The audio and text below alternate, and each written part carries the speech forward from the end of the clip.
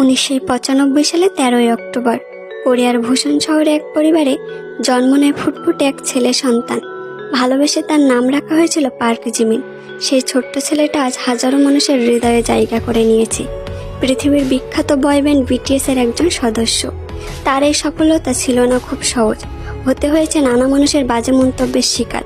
তবুও আত্মবিশ্বাসে আজ সে তার সফলতা অর্জন করেছে। আজকে আমাদের সবার প্রিয় জিমিন সাহেবের বার্থডে। আজকের এই বিশেষ দিনে এত দূর থেকে আপনাকে দেওয়ার মতো সত্যিই আমার কাছে কিছু নেই, আছে শুধু বুক ভরা ভালোবাসা আর অফুরন্ত দোয়া করে সবসময় হাসি খুশি থাকেন, সুস্থ থাকেন। আপনার প্রতিটা স্বপ্নই পূরণ হোক, আগামী পথ চলা সুন্দর হোক। শুভ জন্মদিন পার্ক জিমিন সাহেব, জন্মদিনের অনেক অনেক শুভেচ্ছা।